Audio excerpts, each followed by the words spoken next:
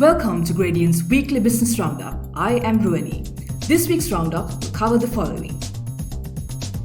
Moving forward with the Sri Lankan government's goal to achieve 100% organic fertilizer in farming, the Cabinet approved a proposal to introduce a new Fertilizer Act replacing the existing Regulation of Fertilizer Act of 1988. The new Act will cover fertilizer production, importation, packaging and distribution, and regulation with regards to the new organic fertilizer policy. Sri Lanka's farming community is in turmoil with the government's decision to immediately ban the use of chemical fertilizer, leading to Plantations Minister Dr. Ramesh Pathirana assuring farmers that they will be compensated should crop income or output be negatively affected during the transition from chemical to organic fertilizer. Sri Lanka's merchandise exports rose to USD 884 million in May 2021, up by 50.7% year-on-year. As such, merchandise exports between January to May 2021 stands at USD 4.6 billion, which is an year-on-year increase of 32.6%. Growth was mainly driven by apparel, rubber-based products and coconut-based products, among others. The US was the single largest export destination, accounting for 25% of Sri Lanka's merchandise exports.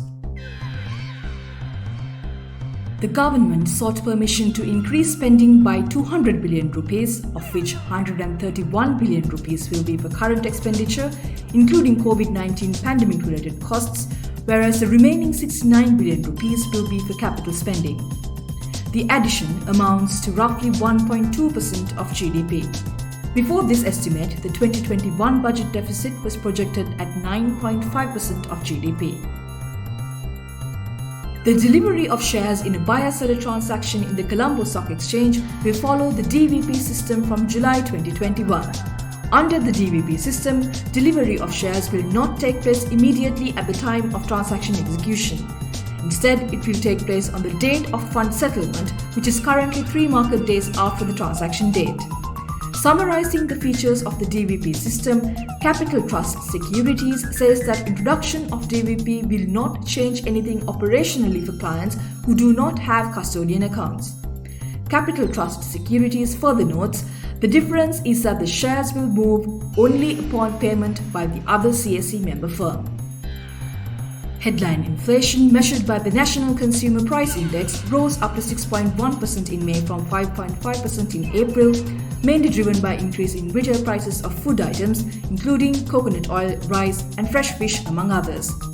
The All Ceylon Egg Producers Association says an increase in eggs prices may be inevitable given high input costs driven by revised fuel prices, which affects the cost of distribution.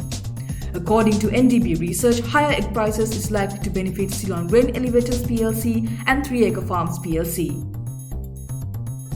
The Sunday Times newspaper reports that Sri Lanka is attempting to refinance $1 billion out of more than $2 billion of unhedged forex loans taken by Ceylon Petroleum Corporation from the People's Bank and Bank of Ceylon.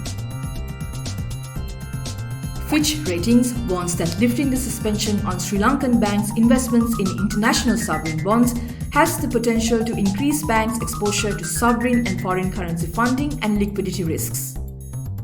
And that's a wrap for today. Hope you have a great day, stay safe and stay healthy. This video is a collaboration between Gradient Alliance and information design studio Atheno.